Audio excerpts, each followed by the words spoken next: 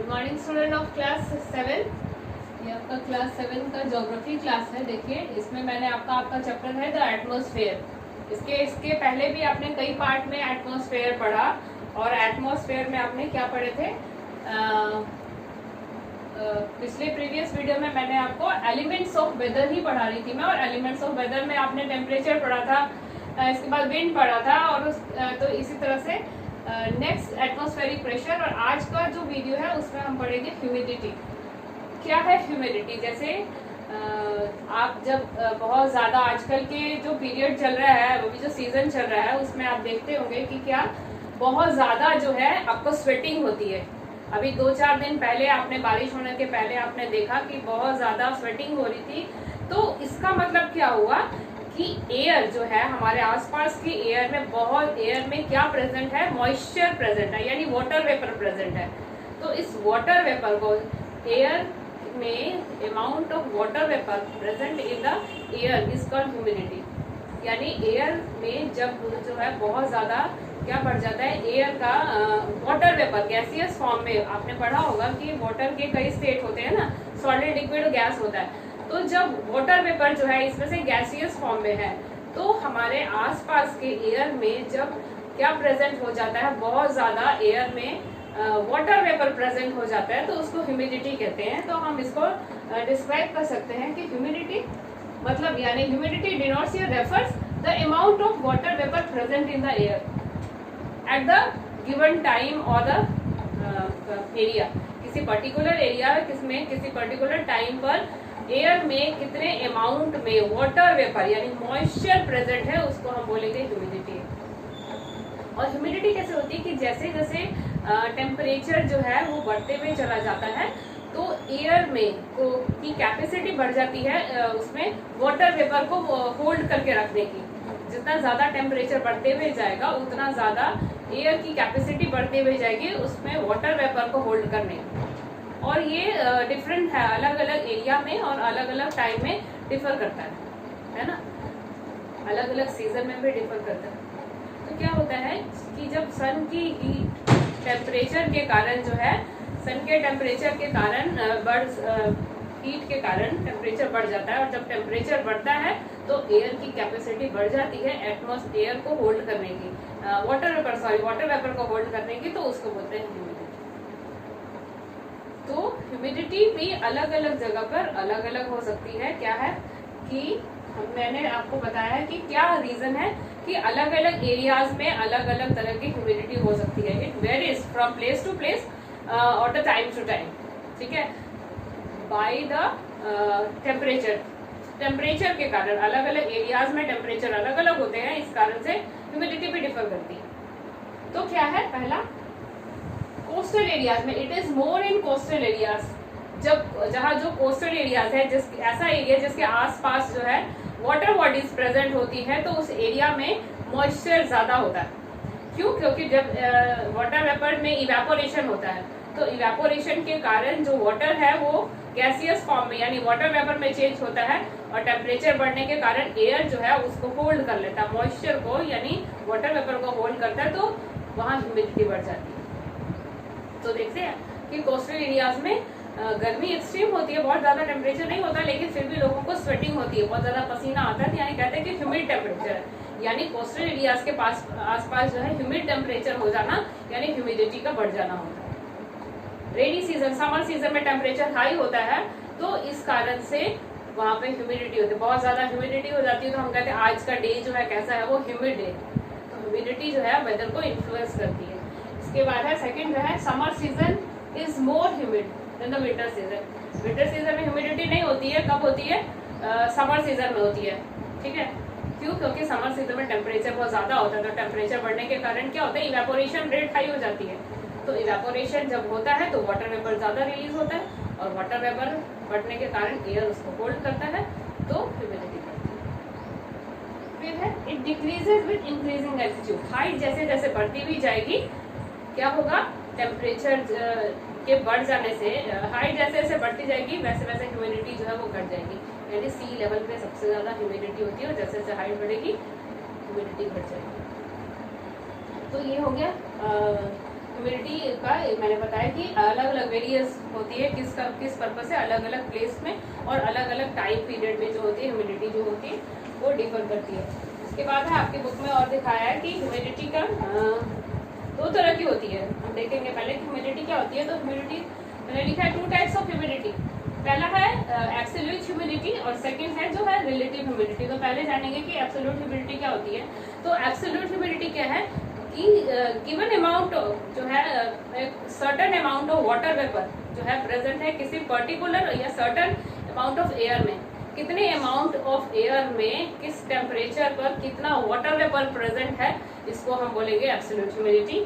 तो देखिएगा आपकी बुक में लिखा है it refers to the total amount of water vapour present in given volume of air. Given जो हमने वॉल्यूम किसी मतलब कोई सर्टेन वॉल्यूम पर कितने अमाउंट में वाटर वेपर प्रेजेंट है, तो उसको हम कहेंगे एब्सोल्यूट ह्यूमिडिटी। तो रिलेटिव ह्यूमिडिटी किसको कहेंगे, तो रिलेटिव ह्यूमिडिटी किसको कहेंगे, तो रेशियो हो जाएगा दो चीज का। पहला तो एब्सोल्यूट ह्यूमिडिटी का रेशियो, तो एब्सोल्यूट ह्यूमिडिटी किसको बोला कि अमाउंट ऑफ एयर या sorry amount of water vapour present in certain amount of air, ठीक है, उसका रेशियो। और प्लस रेशियो होगा किसका कि उस गिवन टेम्परेचर पर कितने अमाउंट में वाटर वेपर प्रेजेंट है।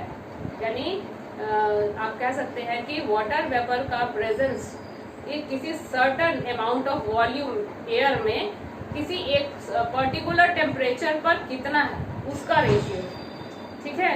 तो ये हम देखेंगे कि इन दोनों का रेशियो जो होगा वो रिलेटिव रेशियो कहलाएगा, ठीक। तो हो गया हम एब्सोल्यूट ह्यूमिडिटी और हो गया रिलेटिव ह्यूमिडिटी। तो इन दोनों का रेशियो को हम जो है परसेंटेज में करते हैं कि मान लो 10 डिग्री सेंटीग्रेड 10 डिग्री जो है वो टेम्परेचर है, तो उस टेम्परेचर पर कितना एयर में वाटर वेपर प्रेजेंट है, ठीक है। तो ये हो गया रिलेटिव ह्यूमिडिटी। किसी सर्टेन अमाउंट के टेम्परेचर पर 20 डिग्री सेल्सियस पर गिवन एरिया में कितना अमाउंट एयर में ह्यूमिडिटी प्रेजेंट है, वाटर वेपर प्रेजेंट है। तो इसको हम जो रेशियो में जब डिफाइन करते हैं तो इसको हम बोलते हैं relative humidity. The capacity of air to hold moisture very much depend on the temperature. Temperature पर डिपेंड, जैसे जैसे टेम्परेचर जब इंक्रीज करता है तो क्या होता है, टेम्परेचर के इंक्रीज करने से एयर की कैपेसिटी बढ़ जाती है वाटर वेपर को एब्जॉर्ब करने की। जैसे जैसे टेम्परेचर बढ़ेगा उसकी कैपेसिटी बढ़ जाती है। तो उसको हम जब जो है मैक्सिमम अमाउंट में एयर जो है वाटर वेपर को होल्ड कर लेता है तो उसको हम कहते हैं क्या, सैचुरेशन। उसको हम बोलेंगे सैचुरेशन।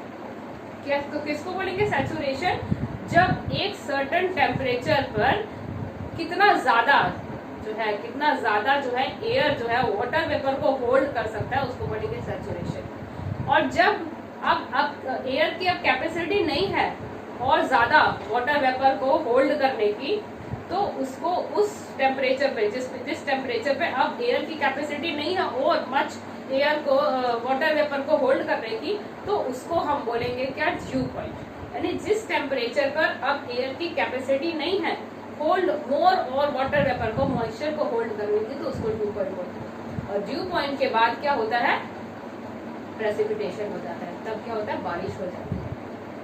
तो ये चीज आप ध्यान रखिएगा, सैचुरेशन और ड्यू पॉइंट को याद रखिएगा, ठीक है। तो इसमें हमने पढ़ लिया ह्यूमिडिटी और मॉइस्चर को पढ़ लिया। ये बहुत ज्यादा इन्फ्लुएंस करता है क्योंकि ह्यूमिडिटी के बाद ही जो होता है हमारा जो है वो प्रेसिपिटेशन होता है, फॉग होता है, उसके बाद जो है ड्यू होता है, ये सब होते हैं, ठीक है। तो एब्सोल्यूट हमने पढ़ लिया।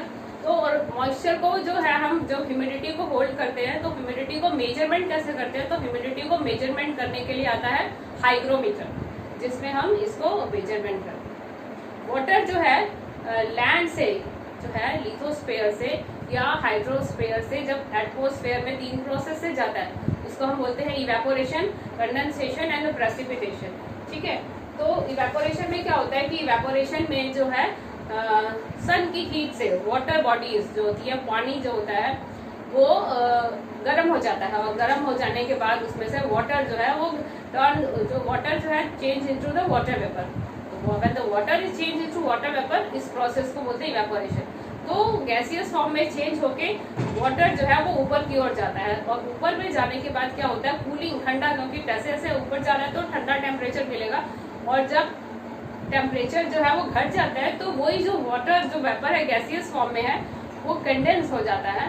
तो कंडेंस होने के बाद ये again turn into water vapour, water vapour से again turn into liquid water, liquid में टर्न होता है, जिससे होता है प्रेसिपिटेशन। तो हो गया 3 प्रोसेस हो गई हमारी इसमें।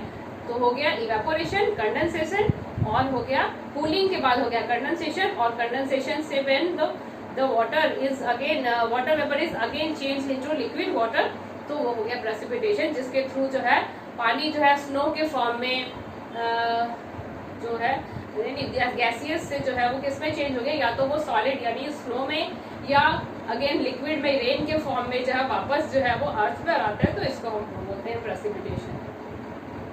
तो आपने ह्यूमिडिटी पढ़ लिया। ह्यूमिडिटी में क्या हो गया कि कितने अमाउंट में वॉट एयर जो है वो वाटर वेपर में प्रेजेंट है, उसको हम कहते हैं ह्यूमिडिटी।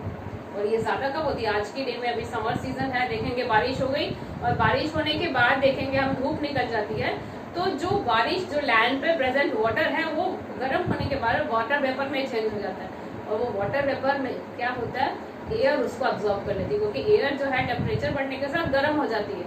तो गर्म एयर का क्वालिटी ये है कि वो मॉइस्चर को अब्जॉर्ब करती है, और मॉइस्चर जब अब्जॉर्ब करती है तो उसको हम बोलते हैं आर्द्रता, हिंदी में बोलेंगे आर्द्रता, एंड कहेंगे humidity. And humidity is responsible for changing the weather in the climate.